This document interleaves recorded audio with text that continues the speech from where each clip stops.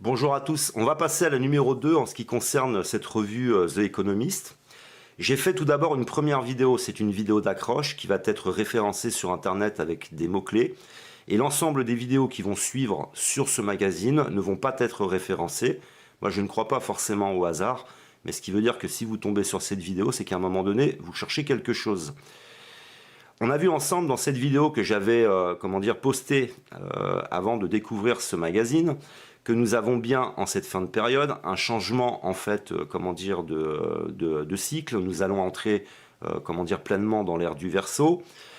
J'ai largement développé sur le fait qu'on a été privé de l'âge d'or de l'ère du Poisson et qu'il va être question de nous priver à nouveau de cet âge d'or. Il va y avoir donc deux grandes organisations qui vont se combattre, deux grands états d'esprit. Vous avez, dans ce changement d'ère et dans ce changement de cycle, à la fois une organisation qui se fait par la force des choses, qui est parfaitement naturelle, et vous avez une organisation humaine, elle, qui veut garder le contrôle. Pour moi, il ne s'agit pas uniquement de parler de francs-maçons, d'Illuminati. Ce serait pour moi une grande erreur, c'est une façade. Et pour moi, c'est tout ce qui concerne l'économie, ceux qui tiennent l'économie américaine, qui veulent contrôler le monde. Ce sont les organisations financières américaines. Donc, pour me comprendre, il faut déjà au préalable avoir vu cette vidéo. C'est les vérités que l'on nous cache. Si vous n'avez pas vu cette vidéo, vous n'allez pas me comprendre pour vous expliquer que notre ennemi est là, et derrière toute cette histoire.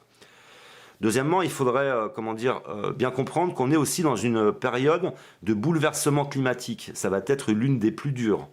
Donc quand il y a un ordre qui s'effondre, un autre renaît. Et c'est là qu'est toute la symbolique en fait de cette période qu'on appelle aurore rouge, puisqu'en fait dans l'alchimie, c'est la dernière phase pour passer à une évolution.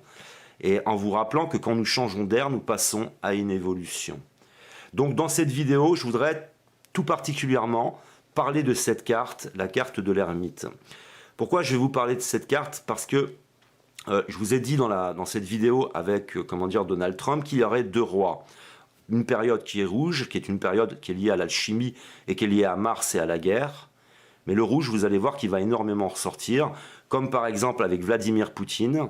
Vladimir Poutine qui va inaugurer le soleil rouge sur la place rouge, en Russie. Vous voyez, il y a tout un tas de symboles qui vont ressortir. Et c'est de réaiguiser son œil à ces symboles et se refamiliariser à ces symboles ou les apprendre. Moi, je suis en cours d'éveil, peut-être que vous aussi, et ce qui me permet en fait de rassembler ce grand puzzle. Dans l'histoire de l'humanité, nous avons vu ensemble qu'à chaque fois, il y a des avatars. Mais ne croyez pas qu'il n'y ait eu que les avatars les plus connus. Il y a eu un très grand nombre d'avatars. Le soleil rouge, ça a été un avatar. Jeanne d'Arc a été un avatar. Donc dans les avatars, il y a des personnes connues et des personnes un petit peu moins connues. Alors je n'ai pas voulu développer plus que ça sur cette carte de l'ermite dans la précédente vidéo, puisque la précédente vidéo est une vidéo d'accroche, simplement d'accroche. Et puis après, pour ceux qui ont envie d'en savoir un petit peu plus, je vais faire des vidéos qui vont se succéder sur cette revue pour essayer de développer davantage. Et je pense que c'est d'ailleurs en développant et en partageant avec vous que les choses vont devenir de plus en plus claires. Alors déjà, on va essayer de faire ressortir la valeur de toutes les valeurs qu'il peut y avoir derrière ce symbole de l'ermite qui est la représentation déjà du 9. Donc on va développer sur la carte numéro 9, sur le numéro 9, quelle est la représentation du 9.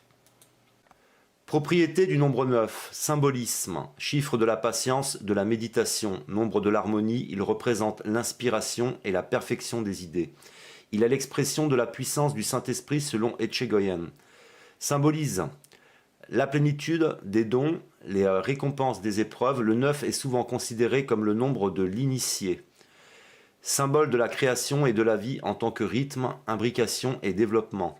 En tant que produit de 3 x 3, il est l'expression de la perfection, le symbolisme de la puissance virile, en plus d'être associé au couple. 9 est le nombre de celui qui accomplit la volonté divine. Selon la Kabbale, c'est aussi le chiffre de l'accomplissement. Les francs-maçons en ont fait le nombre éternel de l'immortalité humaine. Étant le dernier nombre simple, il est le nombre de finalisation ou de finition, c'est donc le plus complexe, qui marque le plein épanouissement de la série numérique. Ce chiffre était considéré comme sacré en Égypte et en Grèce. Nombre de l'homme, en tant que symbole numéral, de sa gestation, 9 mois. Nombre symbolisant les choses terrestres et nocturnes pour les Aztèques, c'était le chiffre des sorciers et des ténèbres. C'était aussi le chiffre des rites de passage. Lors des initiations, les prêtres menacent 9 fois les jeunes gens avec une pipe qui leur font fumer, ce qui signe leur entrée dans le monde adulte.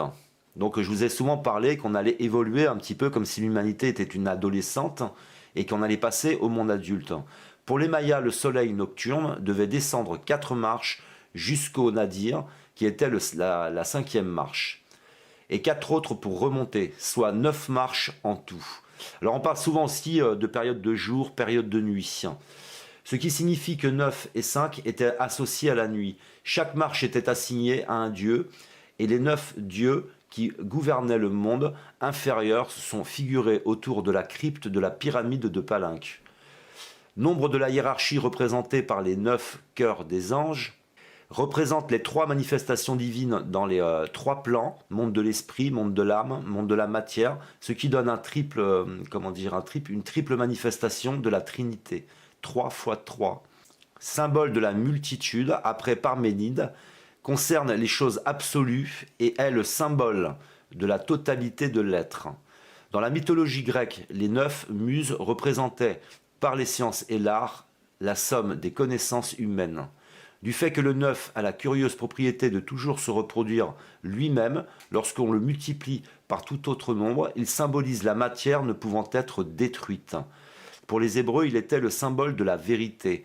Pour les taoïstes, 9 est un symbole de totalité, nombre favorable associé à l'éternité. Donc je vais pas tout énumérer, je vais vous laisser le lien. Je vais vous laisser le lien dans la description pour que vous puissiez aller beaucoup plus loin. Mais le 9 est un très grand symbole. Donc on a parlé dans cette vidéo avec, Donald Trump, qu'il y aurait 2 rois, un roi pauvre et un roi riche, un roi spirituel et un roi plutôt de matière, une personne plutôt dans l'esprit, une personne très vulgaire. Il y a vraiment des opposés en cette fin de période. Et je pense que cette carte est la représentation la personne soit qui va arriver qui est l'avatar, soit de personne qui va arriver qui va précéder l'avatar. Parce qu'en combien d'étapes tout cela va se passer. Mais je voulais déjà relever un petit peu les symbolistes du 9, puisque le 9 c'est l'homme neuf, c'est l'homme qui est tout neuf. Maintenant on va passer sur la représentation dans le tarot du personnage l'ermite. Alors l'ermite, arcane 9, belle âme d'autonomie, d'intériorité et d'individualisation.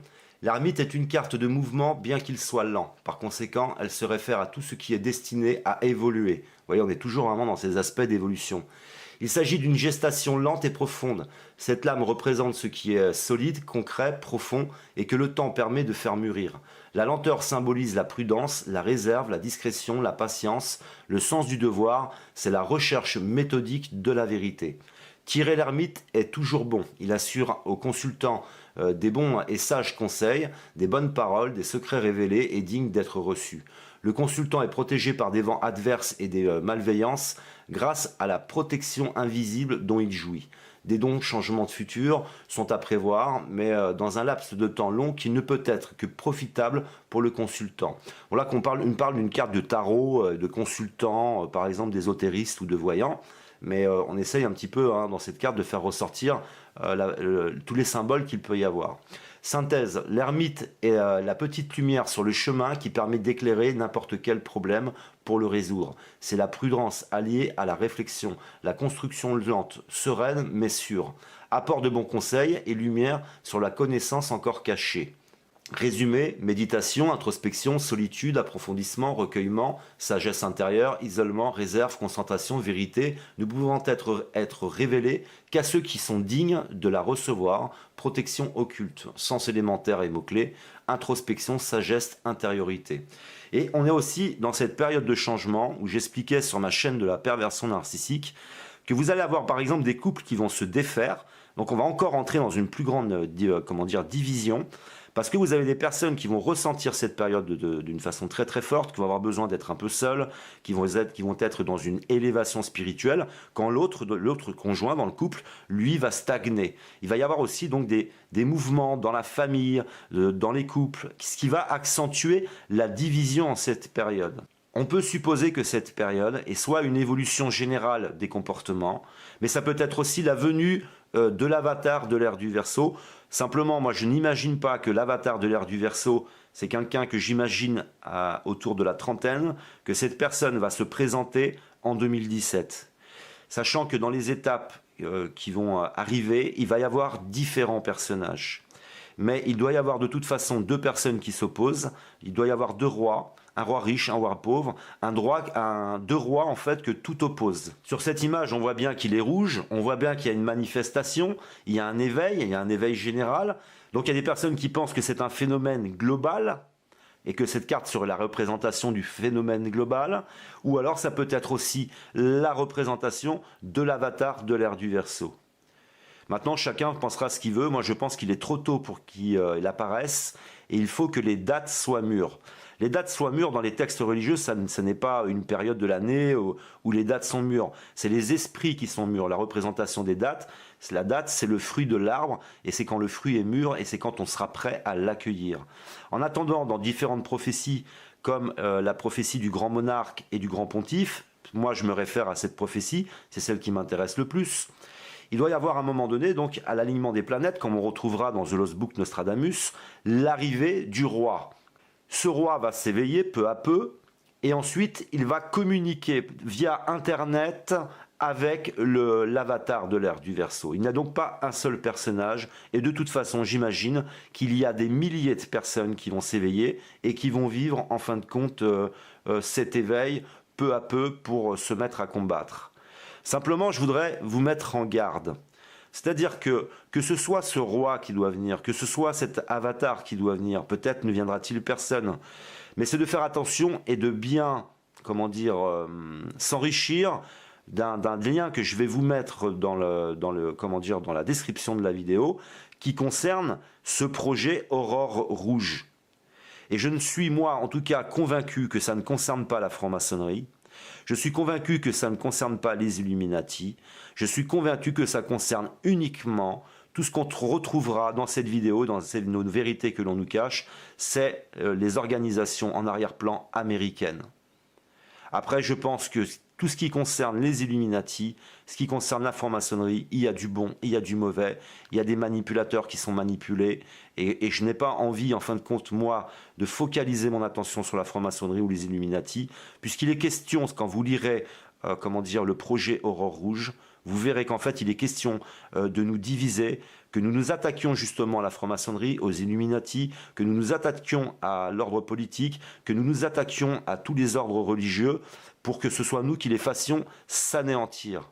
Alors que quoi qu'il en soit, les choses vont se mettre en place au travers en plus de catastrophes naturelles, de conflits et j'en passe. Et je pense qu'il faut faire très attention à tout ce qui peut nous diviser. Sachant que l'avenir, c'est la restauration de la religion chrétienne et de l'islam, mais pur, tout ce qu'il y a de pur, et dans tout ce que l'on peut retrouver dans le taoïsme. Tout va être lié à ça dans l'avenir. Si je fais déjà cette vidéo, c'est pour essayer de s'éveiller sur l'ensemble de ces choses en vous demandant de ne pas me croire, simplement de m'écouter. On a souvent tendance à confondre écouter et obéir, écouter et croire. Simplement écouter, et que si après les choses se mettent en place, si des nouveaux éléments apparaissent sur Internet, on pourra à ce moment-là développer encore davantage sur le sujet. Les personnes qui font ce journal maîtrisent absolument tout. Ils ont toutes les connaissances et peuvent essayer donc de garder le pouvoir au travers des événements, comprenant comment tous ces mécanismes se mettent en place. Dans ma chaîne de la perversion narcissique, j'explique comment les manipulateurs, les pervers narcissiques, des personnes qui sont extrêmement malveillantes, comment ils procèdent en fait en couple, en famille, en entreprise ou en politique pour nous manipuler. Si je vous dis ça, c'est qu'en fait, tu peux par exemple utiliser les Illuminati à la base, la franc-maçonnerie, tu peux les utiliser pour les mettre comme une façade. C'est-à-dire que ce soit nous, à la fin, qui anéantissions la politique, qui anéantissions toutes ces organisations, qui anéantissions toutes les organisations religieuses, pour ensuite, eux, nous proposer un nouveau modèle, alors qu'en réalité, il n'y aurait en arrière-plan qu'une seule organisation qui manipule toutes les autres organisations. C'est une hypothèse. Dans une prochaine des vidéos, je développerai un petit peu sur le sujet, pour vous donner mon point de vue, puisque cette vidéo concerne cette carte. Et donc dans une prochaine vidéo, je développerai sur ces aspects-là. Et je vous ferai aussi une vidéo qui vont vous parler des métamorphoses que vous allez ressentir, qui peuvent vous poser un problème en couple, en amitié, qui peuvent vous poser des problèmes en famille. Quand on s'éveille, qu'est-ce qu'on peut faire? Ayant vécu cet éveil qui a bouleversé ma vie, qui a bouleversé mes relations, qui a fait que j'ai changé mes relations, que j'ai changé, comment dire, de préoccupation, d'envie, d'occupation, de passion, et j'en passe, je développerai sur le sujet. Mais voilà, c'est là pour l'instant, c'est un essai, c'est une proposition, je développerai davantage. Je ne dis pas que j'ai raison, que c'est ça, mais je dis faisons attention et prenons du recul, continuons à nous éveiller et de ne pas réagir à l'émotion, hein, puisque c'est ça qui est prévu. Voilà, merci de m'avoir écouté, je vous aime, que l'amour soit avec vous et à une prochaine vidéo. Votre pensée crée les chaos et vous pourrez les vivre. Donc c'est ça qu'il faut faire connaître. Il y a des mensonges qui durent depuis 2000 ans, qui nous ont entraînés dans des cul-de-sac, des gros cul-de-sac, dans des dogmes et des postulats qui n'ont aucune valeur. Et c'est ça, ce soir, je voudrais vous en montrer un. Et il s'agit justement de ce calendrier Maya qui nous montre que déjà... Ah oui, le Maya, vous savez, c'est le début de notre ère chrétienne. Mais c'est un calendrier qui date de au moins 5000 ans, puisqu'on parle d'un cycle de 5130 ans. Donc, c'est un simple calendrier, et dans ce calendrier, il est interrompu 4 fois. Vous avez là la représentation de ce calendrier, où vous voyez qu'il y a 4 périodes clés. Scorpion, Lion, Taureau, Verseau. Alors, qu'est-ce qu'ils apportent? Ils apportent des bonnes nouvelles, disait-on. Et comment se disaient les bonnes nouvelles autrefois, où la langue du bassin méditerranéen était le grec? Eh bien, les bonnes nouvelles qui étaient apportées par les dieux, c'était les évangiles. Et il y en avait 4. L'évangile du scorpion, oh, il était dangereux celui-là. Là, c'était très dangereux. La seule bête qui puisse ne pas craindre le scorpion, c'est l'aigle. Alors on représentait cette période par un aigle qui bouffe le scorpion. Ensuite, c'est l'époque du lion. Ensuite, c'est l'époque du taureau. Puis l'époque du visage de la créature du Verseau. Ce sont les 4 évangélistes. Et en fait, ce sont les 4 évangiles. Les 4 évangiles qui amènent l'invasion des dieux de 1000 ans, tous les 5000 ans. La mythologie grecque, les mythologies égyptiennes, sumériennes, tout ça en parle. On y a mis du mysticisme, de l'ésotérisme, pour cacher le côté scientifique. Parce qu'en effet, on retrouve ça chez les Sumériens. Une incarnation spéciale qui vient sur Terre pour faire passer nos doubles d'un côté et de l'autre. Le vieux mot grec qui était utilisé pour cela, c'était anatar, qui en sanskrit est devenu avatar. Il y en avait donc 12, puisqu'il y a 6 jours et 6 nuits. Le dernier en date, il y a 2000 ans, il s'appelait Jésus. C'est le 12e avatar, ça n'a rien d'un dieu, c'est juste un avatar, comme les 11 autres. Seulement, arrivant le dernier, il fait la synthèse des 12. Et d'autres créatures, la dernière, la plus importante étant Mahomet, qui vient 630 ans après, suivant un cycle connu des Mayas, vient pour nous dire, c'est pas moi qui vais revenir à la fin, mais c'est celui qui fait la synthèse et qui s'appelle Issa de Myriam. Alors vous voyez que si je parle comme ça à l'Académie des sciences, c'est pas sûr qu'ils me suivent. Hein. Pourtant, ils sont immortels. Alors on arrive à une chose, il faut le savoir, c'est que maintenant, nous avons été guidés jusqu'à présent par une pyramide. Vous savez, il y avait les dirigeants hauts et la base qui suivaient. L'information arrivait par le sommet de la pyramide et dégringolait sur la base. Maintenant, vous prenez la pyramide et par capillarité, vous lui mouillez la base de toutes les informations et c'est par la base que l'information va remonter au sommet pour nous faire changer un petit peu de mode de vie. Les anciens appelaient ça l'apport de 4 bonnes nouvelles. En grec, ça veut dire être bien. Et évangile, c'est la bonne nouvelle pour être bien. la nouvelle pour être bien. Alors vous voyez que déjà qu'on ait fait 4 évangiles chrétiens, où les 4 évangélistes sont représentés par l'aigle ailé, le lion ailé, le taureau ailé et le visage humain ailé, soit c'est un mensonge par obscurantisme, soit c'est un mensonge volontaire. Saint Irénée est à la base de ça au IIIe siècle après Jésus-Christ. On a institué quelque chose, peut-être parce qu'on croyait que ces histoires de Dieu, la mythologie, tout ça, c'était des balivernes, et qu'il fallait remplacer une tradition par une autre. Alors on a inventé 4 évangiles canoniques faisant disparaître l'âge d'or de 1000 ans des 4 périodes évangéliques.